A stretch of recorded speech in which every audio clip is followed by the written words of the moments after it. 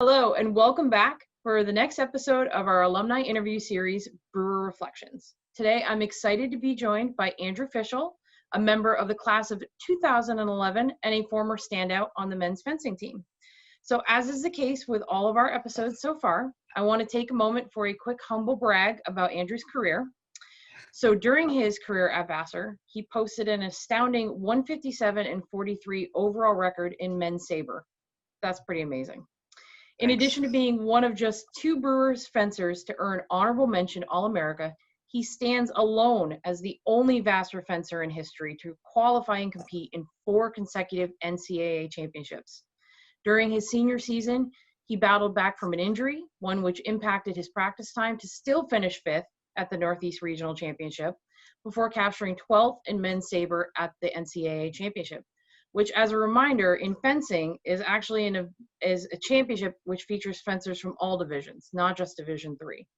So ranked as high as 5th in the nation and 92nd in the world during his collegiate career, Andrew also won a gold medal with men's saber at the 2014 Pan American Fencing Championship. So I could go on. I'm sure there's a million things that I haven't listed, but I'm going to stop there and actually let Andrew speak. So Andrew, thank you so much for joining me today. Yeah, thanks for having me. It's good to be here. So let's go ahead and start off. Tell me what brought you to Vassar College? So my path to Vassar, in fencing, most people start very early, but I was a real late starter. I only started when I was a junior in high school. And so whereas like a lot of top fencers are being recruited by top fencing schools, pretty much nobody knew who I was, and I was only being looked at by the coaches of like 3 schools. And the reason that Vassar was on my radar at all is because coincidentally, the first fencing class I ever took was run by Coach Bruce Gilman.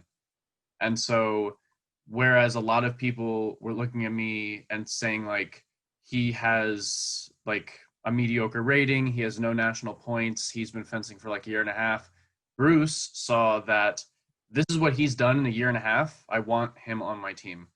And so, to be very candid, my first choice was Brown, but after being deferred and then rejected, Vassar was like clearly my second choice. And from a fencing perspective, it worked out far better for me to go to Vassar than it would have to go to Brown. So that was kind of the road that got me there. Yeah. Yeah, that's amazing. So what made your experience at Vassar so special? So I really liked, from the first time I visited Vassar, I got just a really positive vibe. I remember when I was walking around on campus the first day that I was there visiting with my parents, I was walking from Maine to the Dees, and I remember like the part of the path when you like turn onto it so you can actually see the building.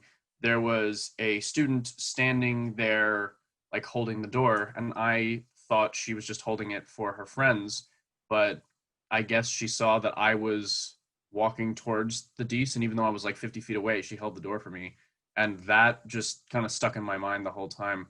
So there was that, the fact that the campus was so beautiful, just I don't know, I made some amazing lifelong friends there. It was a great experience for me.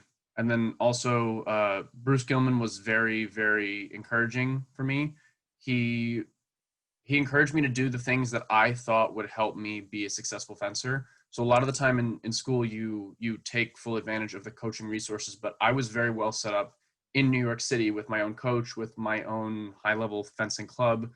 And so he gave me the flexibility to like to skip school practices in order to go train by myself. And it was never like, no, you have to be here. Just, it was always do what's best for you. And I will be eternally grateful for that.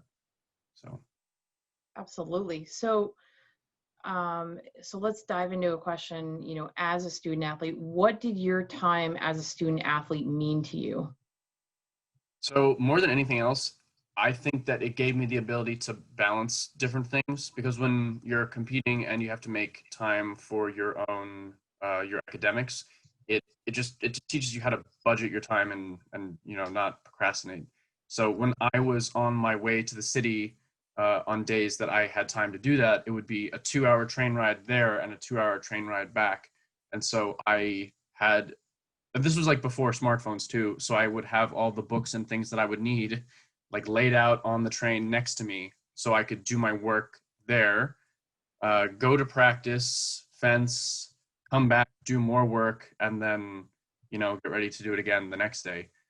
And so you perfected being a multitasker. yeah, for sure. That more than anything else. And then when I was on plane to competitions in the country or in Europe, I made sure that I had everything I needed to work on the plane. So it definitely taught me how to be organized and how to make good use of my time more than anything else. So this is going to be an interesting question. As I mentioned before, you went to the NCAA championships 4 times, which is, from what I hear from Coach Gilman, is actually impressive for any fencer, let alone, being at Vassar. It's impressive for anybody. So talk to me a little bit about your favorite memory at Vassar. And I'm going to go easy on you. It can be a non-sport memory as well. So whatever like really stands out to you, talk to me about it. What's your favorite Vassar memory? My favorite Vassar memory. The first week I was at school,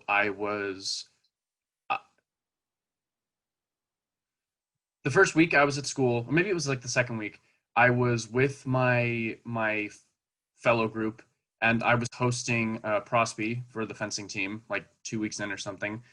And we were all showing him around, and it went from being like slightly cloudy to just absolutely pouring. And so we all ran back, and we're going to spend some time hanging out inside, when one of my friends who was with us before we all like split, he was like, "Do you guys want to just get a soccer ball and go play in the rain?" So we're like, "Yeah, okay." And so like we went back outside in our soaking wet clothes in the rain to the quad, and we just started playing soccer. And at first it was just like 5 or 6 of us, and then by the time it stopped raining, like an hour later, there were like 30 people and 3 soccer balls, and we were just having the best time. And it made such a good, like, it was such a fun atmosphere, and it really made a good impression on the person that we were with.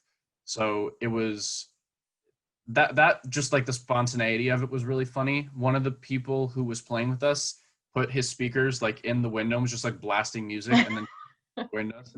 It was, I don't know, that was just so much fun. That situation to me was like very Vassar. So yeah, absolutely. So I'm going to go a little outside of my questions, only because I have an NCAA championship participant and All-American on the call with me. Ask whatever questions you want. What was that like, going to the NCAAs 4 times? What was that feeling like? It's tough to put into words. So the first time it happened was probably the biggest relief, because I had only been fencing for like 2.5 years at that point, and the qualification format in fencing regionals was brutal.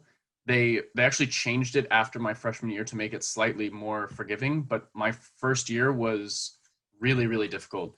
Normally in fencing, you fence in pools, which are groups of 6 or 7 people, and you only fence to 5 touches, which is like the equivalent of one tennis game. It's practically Wow. nothing. So you really need to be on top of everything that whole time. And the freshman year, they had pools of 5, and every round they cut a third of people. So if you lose 2 of those, like, you're done. And so it was incredibly difficult. I was down 4-0, having lost 1 bout in the 3rd round of pools, and I ended up winning that one. So that was the reason that I ended up going to that, because if I'd lost that, I would have had almost no chance. But just the regionals qualification is incredibly stressful, and like that one time more than anything else meant a lot to me. But as I continued to improve, that was something I almost expected of myself. And as the format got easier, it was easier to qualify, except for, I think my junior year when I kind of bombed regionals, but still qualified because I was one of the strongest people in the region from the at-large bid.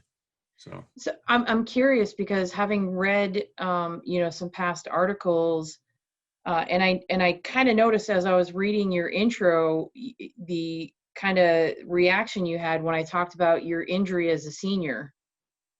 yeah. So you were, from what I've read, you had a significant injury that you didn't have a lot of practice time, and you still killed it at Northeast Regionals and managed to earn All-American. Like, talk to me a little bit about that. What was that senior year like? Well, so that senior year, I was like continuing my climb. At that point, I think I was either 6th or 7th in the country when I got injured. And I got injured at practice fencing another one of the top guys who I think was like 3rd in the country at the time. And I landed on his foot, which he then pulled backwards, and I like twisted sideways. So I actually tore my patella almost completely. I didn't realize it was that bad, especially since the person in the hospital who did the MRI just told me, he's like, it's just strained, ice it for a week, stay off of it, don't practice, and then like you should be good to go again after that. So I went to a meet at Yale, probably not the smartest thing that I did, 2 weeks later, and on the first touch, I lunged at this kid and my knee just like exploded with pain. And I ended up winning the rest of that bout without moving at all. But then I withdrew myself afterwards, wasn't able to go to any more World Cups that season, got a second opinion and saw that my knee was actually torn. And so I was able to rehab it correctly from that point on. And so when regionals happened, I had not fenced in, I think, going on 3 months. Wow. But and I was pretty sure I was not going to be able to fence, but I talked to the trainer and he's like, we have a special way of taping your knee that can probably give you enough mobility to be able to compete today if you want to try that. And I was just thrilled. So it's almost like I was so excited that it didn't really matter that I hadn't been fencing, if that makes any sense. And it's also not like I was completely idle. I was still doing blade work, like stuff you can do with your upper body. I was still thinking about fencing all the time, watching it.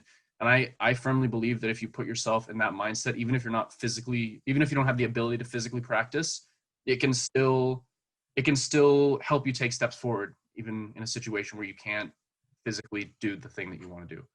So Yeah, absolutely. So you are just one of 2 honorable mention All-Americans in Vassar fencing history. What does that mean to you to have an injury like that and then battle back to get to your 4th NCAAs and become an All-American? yeah, that was, I actually never thought about it like that, but that is funny that my best result ever was on my most horrific injury and with very little practice. So yeah, that does make it more special. Like I said, I hadn't really thought about that. I was just really happy at the time that I had done that well. NCAA's is a brutal format because it's all 5-touch bouts, which is like 1 tennis game. It's almost nothing. And there is, of the 24 people competing, they cut 20 of them out of the pool round. So unless you are fencing phenomenally well for 2 days in a row, you have no chance of winning the tournament. And I always did better in the non-college format, which is to 15 touches, because you have a little more time to like really get to know your opponent and adjust to them. And so the first couple times in NCAA's, I didn't do very well, and I was still it just wasn't a good format for me. Yeah. So the fact that I was able to like be a little more focused the last time and just make All-American at all was really, really important to me. So That's unbelievable.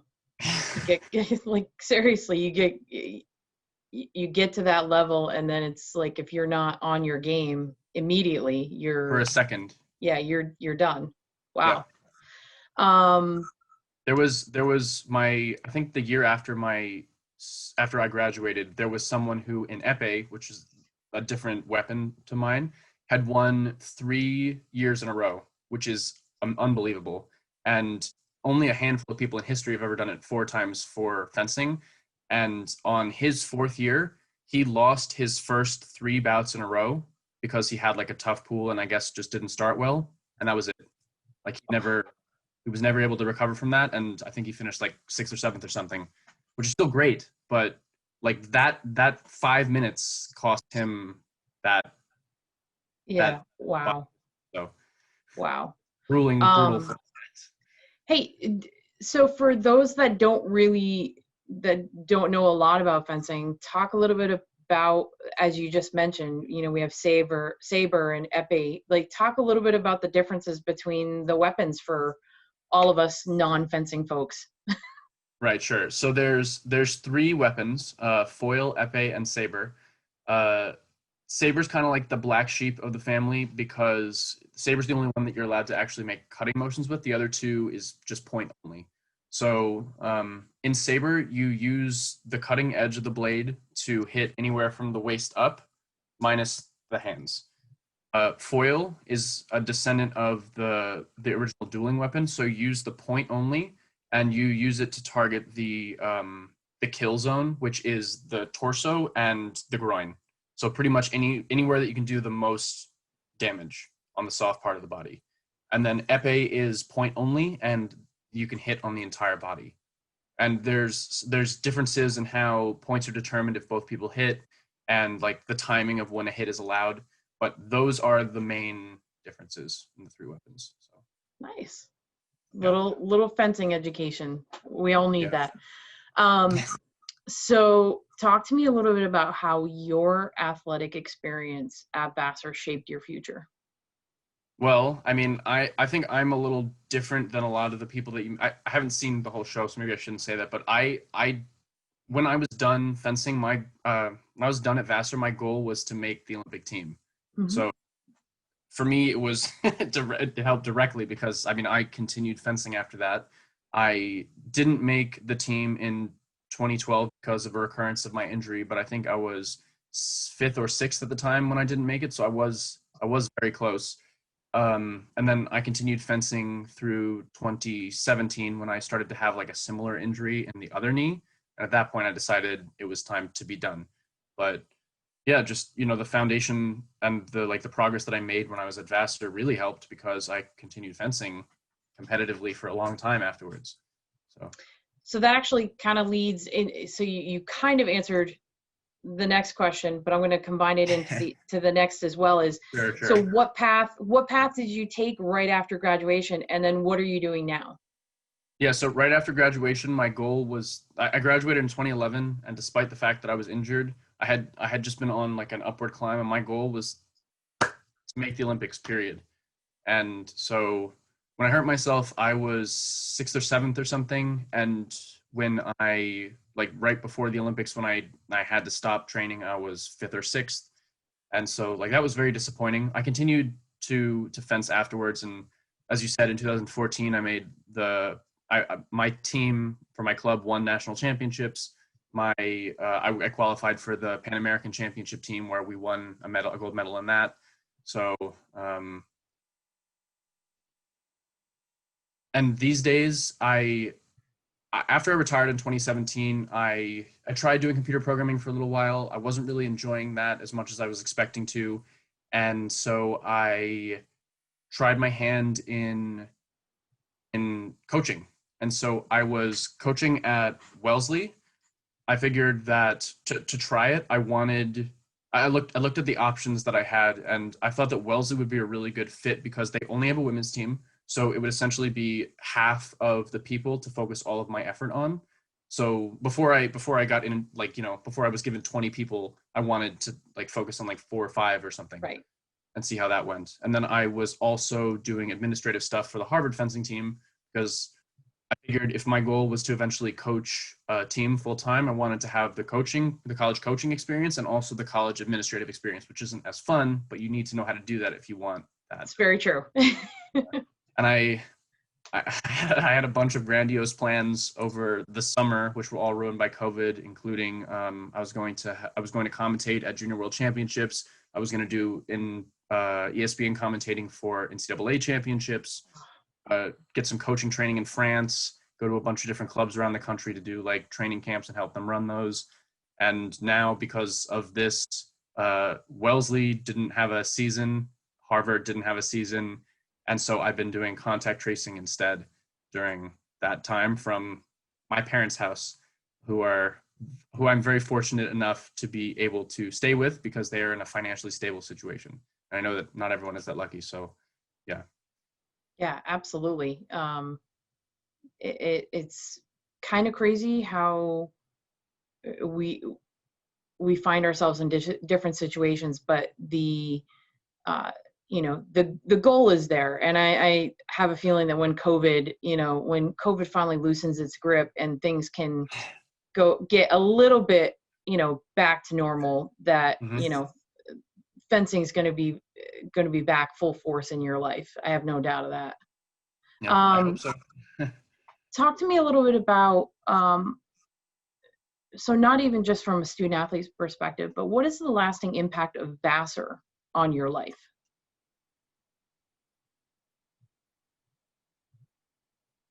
That's tricky.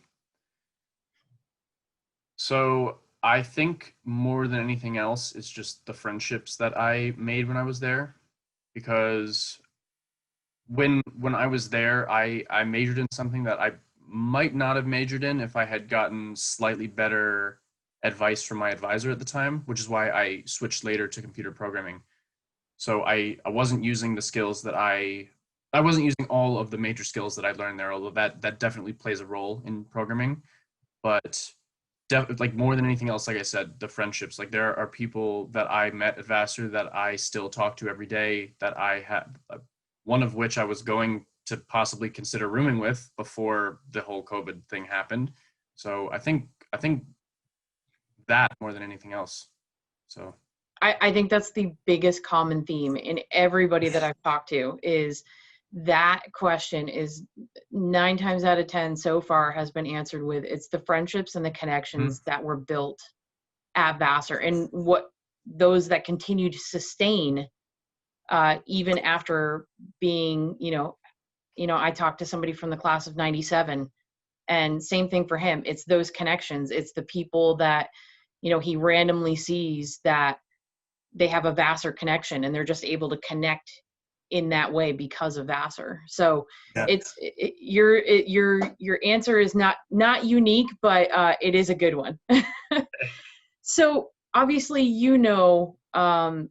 things are just crazy right now, and I think everybody's having a hard time kind of coming to grips with what's going on in the world, whether it's COVID, whether it's politics, whether it's this, whether it's that. So, my last question for you is, what advice or thoughts do you have for the current Vassar students, whether it's student athletes, students? What advice do you have as an alum? Because we all go through, obviously this is our first global pandemic, but we all have something that we go through. I've talked about in my college experience, I vividly went through 9/11. Other people have, I just completely dated myself there, but that's okay. But other people have, we all have those stresses and those challenges in our lives. So from your perspective, what advice or thoughts do you have for the Vassar student population today? So if you're talking about directly, like what is my advice to get through the pandemic, it's actually the same as what is my advice for getting through hard times, is to not isolate yourself and make sure you stay in contact with the people who are positive and encouraging and whose opinions you trust. And then if you're talking specifically about the pandemic, I personally have been able to like motivate myself to get through it by setting myself both short-term goals that I work towards in the short term and long-term goals that I am trying to improve myself on every day. And so like my short-term goals, I'm working on an app right now. I'm trying to get a business started with some friends. Those are things which should hopefully be done by the end of December. And then like long-term, I'm trying to get myself in better shape, run a little bit of muscle, learn Spanish. And those are things that like they can't happen quickly. But the more you do every day with them, the more likely those things are to happen. So you just need to have like short-term things that you're working towards, which can be completed, and long-term, more nebulous goals, which you're working towards. That's my advice for dealing with this. So. That's fantastic advice. Honestly, I don't think a lot of people would think of it in that way. I think it's, I think a lot of people think, grip tight to the chair rails and just hold on and we'll get through it. But that's a great way to look at it, and to keep yourself busy, keep your mind going and focusing on something other than, all the external things. Focus on something that you can control. So that's outstanding advice, honestly. Thank you. One more specific thing is that I know a lot of people in this time feel like they spend a lot of time on electronics and are trying to minimize that. But I would say that don't consider the time you spend talking to and interacting with your friends as like screen time, because right now we can't physically interact with each other. And so if you completely get rid of electronics in your life, which during a normal time might be perfectly healthy, you're isolating yourself in a way that is not healthy at this time.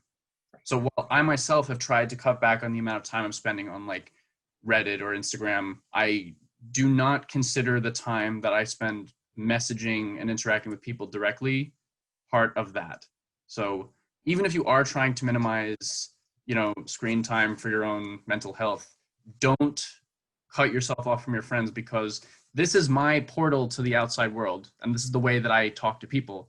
So like that would be my biggest advice. Even if you want to do that, don't isolate yourself and don't stop talking to people using your electronics. Yeah, that's fantastic advice, honestly. Andrew, I'm giving a lot recently, so.